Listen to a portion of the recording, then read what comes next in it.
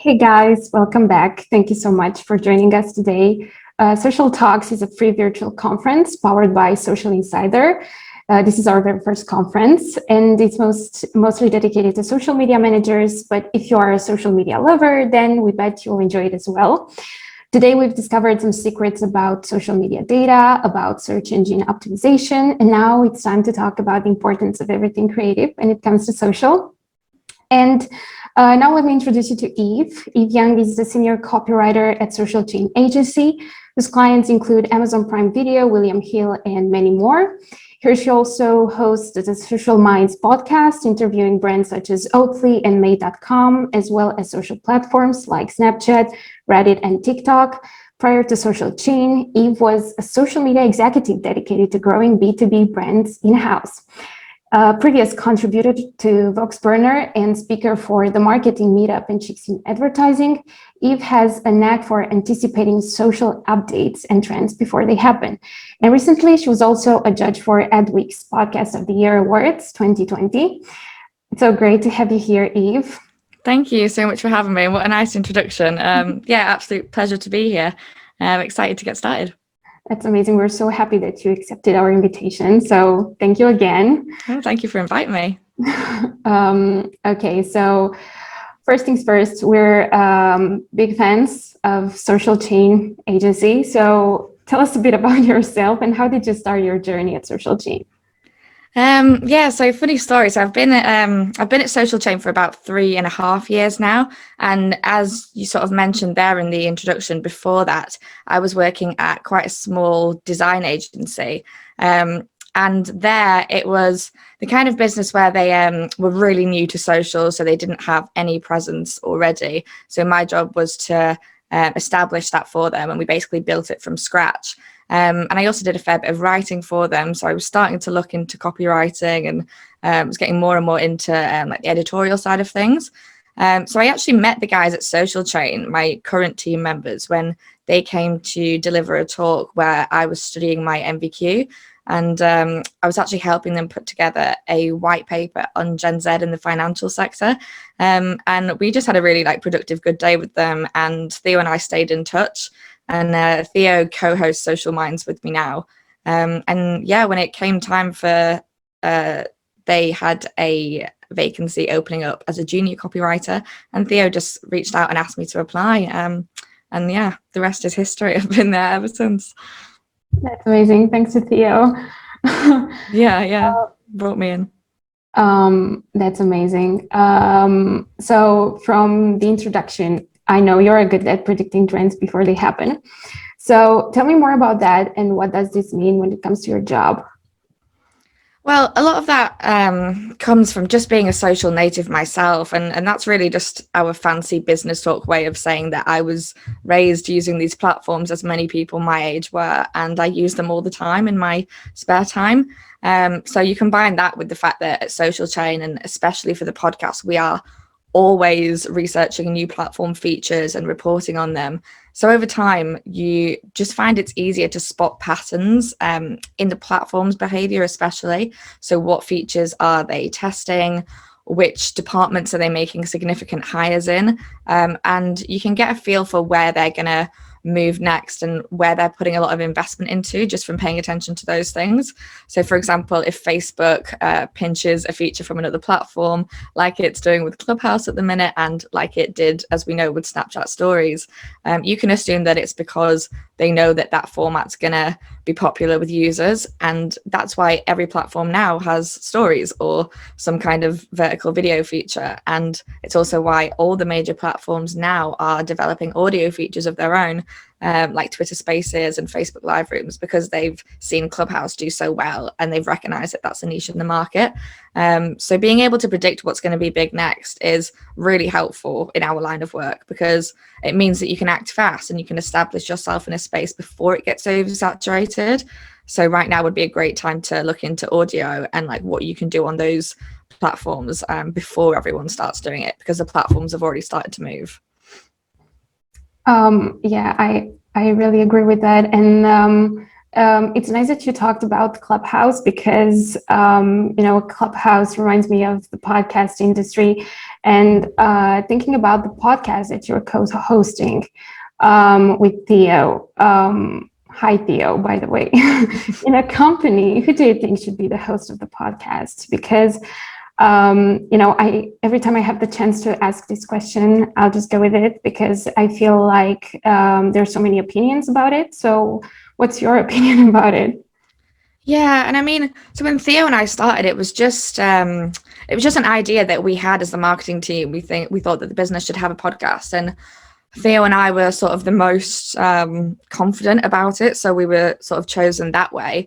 And because it was a bit of an experiment at that time, had we started it now, we might have been a bit more serious about doing an audition process, and get someone who's really strong straight away. Whereas Theo and I completely grew with it, and we're quite good at it now, if I say so. But like I mentioned before we started talking, at the beginning we were really nervous, and I think that's sort of natural. So it's good to have someone who's confident at it. But mostly, I just think it's the most important thing that whoever you choose to host is someone that you're going to be comfortable with representing your brand or your business.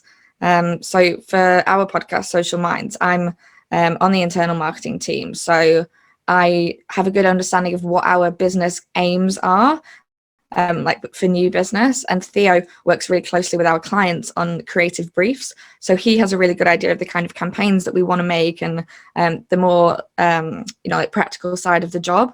So between the both of us, we know what the business wants to sort of put out there and the kind of topics that are going to be beneficial to us and the kind of people that we want to speak to, because podcasts are great for building relationships, right? So it's essential to us that we understand the kind of relationships we want to get from it.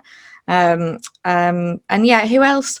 Apart from that, I guess someone who's experienced in whatever topic your podcast is going to be about. So most podcasts have guests, right? So you're going to have to be able to keep up with what the guests are going to talk about. You don't have to be as much of an expert as the guests are, because that's what they're there for, if that's the format you've gone with. But it's important that you should be able to keep up with what they're saying. So with the kind of questions to ask, and you can challenge them and make it an interesting listen for people, and make sure it's not, always at top level. So obviously our podcast is about social media marketing. So it's kind of crucial that Theo and I understand that. But, different businesses will have different topics naturally that they want to go into. So I don't think you have to be it has to be this person from this team. As long as they're a comfortable speaker, and they know the subject matter, then that's fine. And I'll caveat that by saying at the end as well, if you're going to do what we do and have more than one host, I think it's important that they get along and they have chemistry and a rapport already, so it's not dry and it's fun to listen to. Yeah, well, you're pretty good at it, so that's amazing. I'm a big fan of your podcast. Thank you. So going back to social media, and knowing that you're an expert when it comes to it, I read somewhere that on LinkedIn, if I remember well, that social media is an art. So what do you think about that? I mean, it's definitely an art form to get it right. It's like anything else creative, isn't it? It's an art for the people who do it best.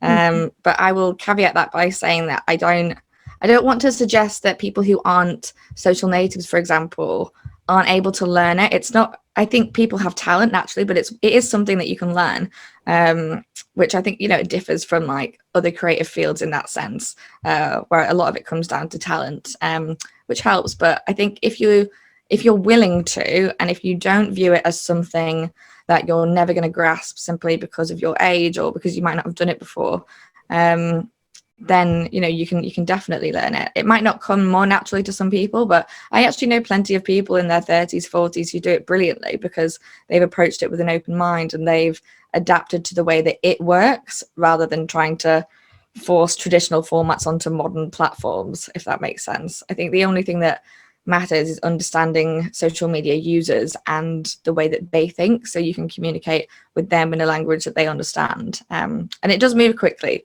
but I think if you can do that, then you will master the art.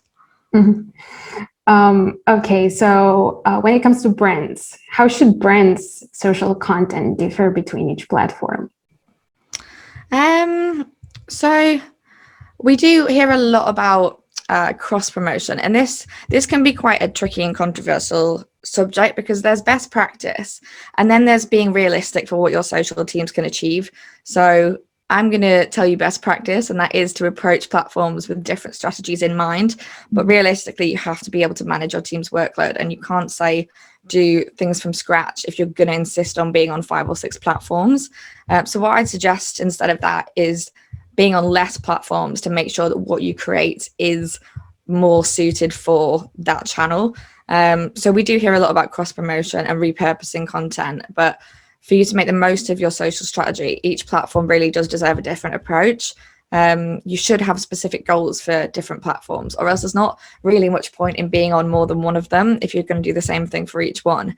I really can't stress enough how important it is to make your content native to whatever platform you're creating for. And that doesn't mean you can't repurpose content, because you can, but you can't copy and paste it exactly the same from one to the other, because you're just not going to get anything out of it by doing 3 platforms that you could get the same value from one, if that's going to be your approach.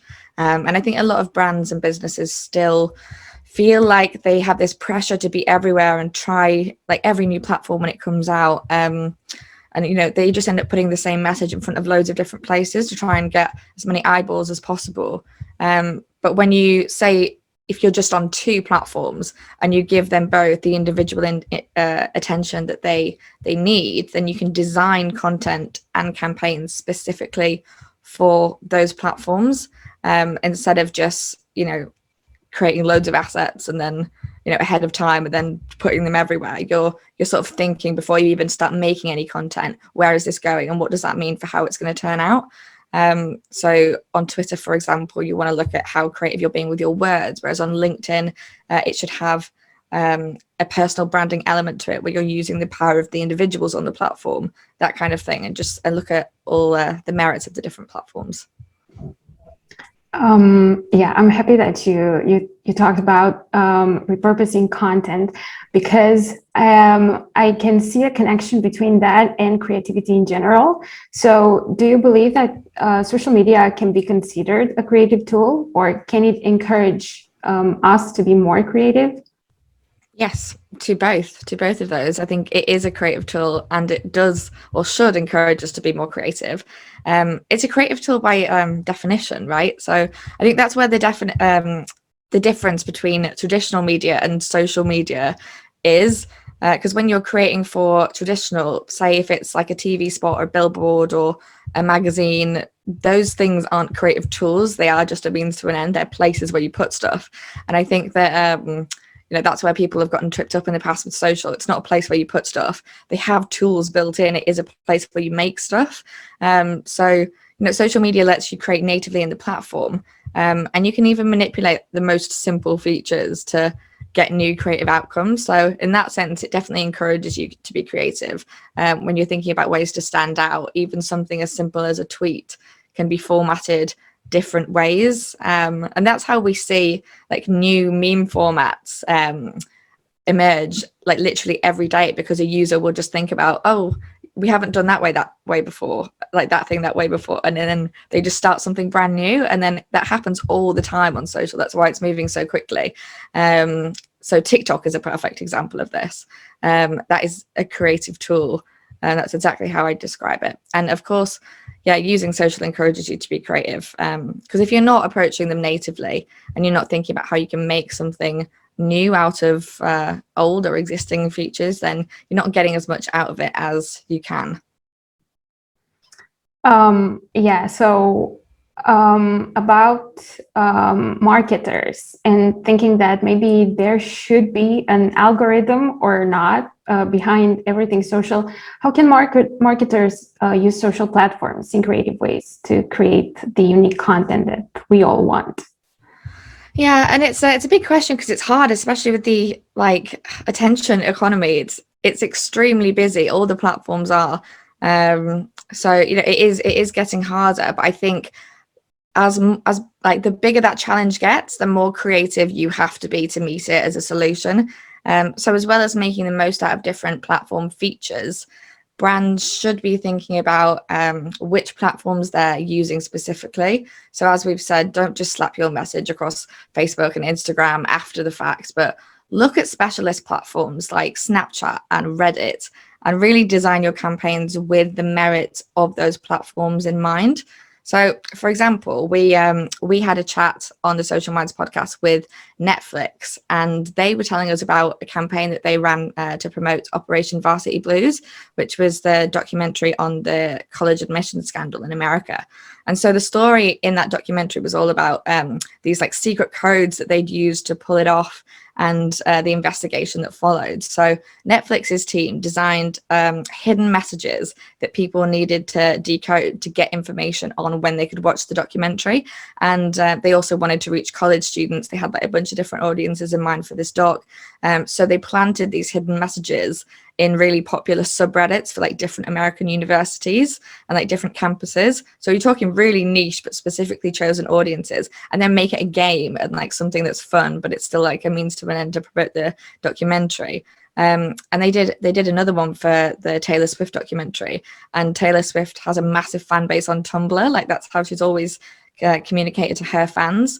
So Netflix knew that, and they made these like really beautifully designed assets that were like in Taylor's style and put it on Tumblr, which like no brand these days thinks, oh, I know, we're going to make a campaign for Tumblr, but it was just so perfect for that campaign.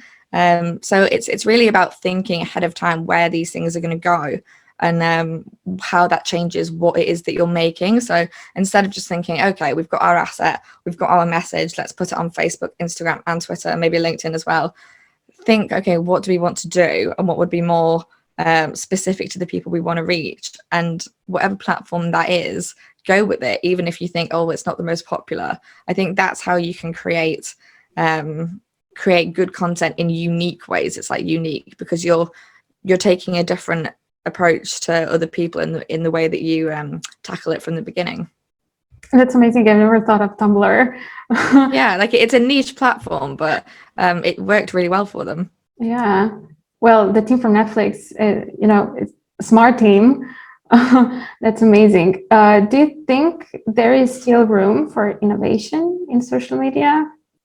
Yeah, I do. I think it's it's probably getting harder, but I think we have to change our definition of innovation, because people tend to think it means creating something from scratch and like building something from the ground up. But innovation can actually just be using something old in a new way and approaching something differently. So if you take a look at what creators are doing, and even regular users are doing every day on these platforms, they are innovating. They're creating something new. They're creating new meme formats. They're hacking features and using them in ways that they weren't designed for, which often leads to the platforms altering the purpose of it because they think, oh, that's such a really smart way to do it. And that sort of thing is happening all the time. So you just have to think about the boundaries of a feature and how you can manipulate that to do something different. So I have another example. We did this campaign for Samsung on Instagram, and it was, I don't know if you watch Bandersnatch on Netflix, that sort of choose your own adventure style. And someone did a similar game on Twitter where it was like be Beyonce's assistant for the day. So we saw that happen on Twitter, and it was like really soon after Bandersnatch came out, decided to recreate it on Instagram stories. And we had to create like 20 brand new Instagram accounts and something like 50 sets of stories, so that the user like had all these different stages of the game to navigate through. So it would take them from one account to the next if they progressed or made the right choice. And along the way, it was like in camera, so you could test out Samsung's like new features on this filter that we'd done. And like that's just an example of like we didn't build anything brand new for that. That's using features that are available to everyone, and just trying to do it a different way and create a new experience out of an old platform. So yeah, it's just about how you approach it and what you do with it.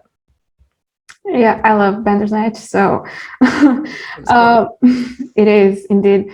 Okay, so from your experience, if you could choose only one platform for brand awareness, which one would you choose? I know it depends on the brand we're talking about, but yeah, I mean, it does depend on the kind of brand you are and who you're trying to make aware of you, because awareness is like our bottom benchmark metric at the minute, I think. So but it tends to translate when people say awareness, what they really mean is reaching a lot of people for very little money. So organic reach, which has been a lot harder to get on your mainstream platforms like Instagram and especially Facebook. So if you want like platforms that tend to be more generous with organic reach, then TikTok and LinkedIn are the best for that, absolutely hands down. But your audience might not be there.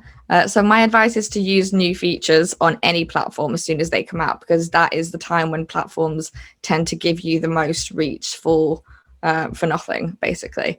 So Instagram, which is almost entirely oversaturated now, they really want people to use Instagram Reels at the minute. So the more that you do, the more that they're going to reward you for it with reach. And it's sort of your best chance to grow your profile at the minute is by using these features that they bring out and they want you to use. That's kind of the same across the board. But yeah, awareness is such a simple metric too, that you can make someone aware of your brand or your product with any decent strategy, or you should be able to. But the trick is getting people to not only be aware of you, but to feel good about what you're doing and to like you at the end of the day. And you can't do that until you have an understanding of where your audience spends their time and how much they're willing for you to participate in these spaces. So yeah, that's why I'd sort of be careful saying like this is the best platform for brand awareness, when it completely depends on where they are. But as a vague answer, TikTok, or if you're more traditional, LinkedIn. Yeah, I agree with those. I think TikTok is, it gets, it's a lot, I would say, because right now I'm pretty much obsessed with it. Oh yeah, me too. So that's a lot. Okay, so what's the most important lesson you've learned in your career up until now? That is a massive question. I know. I would probably say, if we're talking about in terms of understanding how to make really good creative content, then you have to be able to empathize with other people. The people that I've met in this industry that I know who are at like the very top of their game and are doing like amazing work are the ones who are able to understand instinctively what someone else needs to hear at any given time. So if you don't know what your audience wants, all you're going to be doing is creating content for the wrong people, or more often just for yourself or your team, where you really have to get in that mindset where it's not about what you want to create at all. It's what other people want to experience. So being able to empathize with other people has been absolutely essential, because everything that we do in this industry is basically just understanding how other people work and what makes them tick. And although it helps, it doesn't mean you have to have like a comprehensive understanding of psychology. More often than not, it is really just about paying attention and being present and listening. And yeah, just being aware and making sure that you're being as empathetic as possible. Be present. These are the words. I love it. Yes. Okay, last but not least, if you could teach a beginner 3 things about creating content, what would you teach? So the first one, which we've covered a little bit, but absolutely use social features natively. So in other words, use them how real people use them. Don't use them how other companies use them, or don't use them how you think a brand should use them. Take your lead from users and creators, because they're the ones setting trends. They're the ones who are innovating, and it's their content that you'll have to compete for attention with. That's the one that gets the big numbers. It's not post by other brands. So yeah, just focus completely on what they're doing and take your lead from that. The second thing I'd say is maybe a bit obvious, but don't treat social as a media buy. It's not a billboard, it's not a magazine spread. There are other people on the end of that content. So the best thing that you can do for your content is to make it so other people can get involved with it. We call it in the industry, you'll have heard this phrase before, you serve content. And I think we call it serving content for a reason, because it's not for you, it's for the benefit of whoever you're serving it to. So if you're not creating content that, if you are creating content, that you think that your brand should be represented by, then you're not going to be creating content that people actually want to consume. So take like a less selfish approach with it, and think about what other people want and not what you think that you should be making. And the third and final thing, I guess this is my copywriter bias coming out, but I would say be considerate of your language. And by that, I mean, every platform kind of has its own tone of voice. So of course your brand will have its own tone of voice, but you should be kind of adapting that a little bit based on the platform that you're communicating on. So like TikTok and Twitter have their really unique ways of speaking, and I think it's more prominent on those platforms than it is in other places. Although Instagram kind of does, it's just a little bit more casual and less niche, but Twitter and TikTok absolutely do. So I think if you're going to participate on those platforms and you want to make content that resonates, you have to speak in that language, because that's the language that the users understand basically. And if you want to communicate with them, it's all on their terms. So it can be quite hard to nail down. And you want to be careful of trying too hard, because no one wants to sound like the cool uncle in the room. But if you do get it right, and this is why I'm such an advocate for hiring people who already know social and trusting them to do your social, because this is the kind of thing that you will struggle to teach.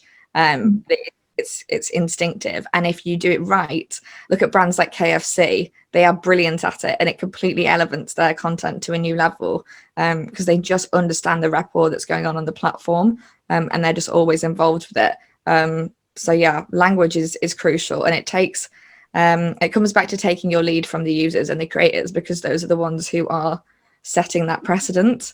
So yeah, don't look at what your competitors are doing. Look at what people who actually spend time on these platforms are doing, and again, take it from someone who does the same to lead on that front. It's like learning any language, isn't it? I think once you immerse yourself in it and once you surround yourself with it, it's going to be easier to pick up. So that's the key. Yes, language is everything. So I totally agree with you. Thank you again, Eve. You're amazing. And thank you. It was amazing to have you here, even if it's just virtually. Please follow Eve on social media, add her on LinkedIn, and send her a message if you have questions to ask her. I'm sure she'll be happy to hear from you. Yeah, of course. And to all of you, thank you so much for watching. I hope you still have enough energy to listen to what we have prepared for you next, and it will be worth your time, I promise. Thank you again, Eve. I wish you a very productive day and keep up the good work. So, bye. Hi, thank you.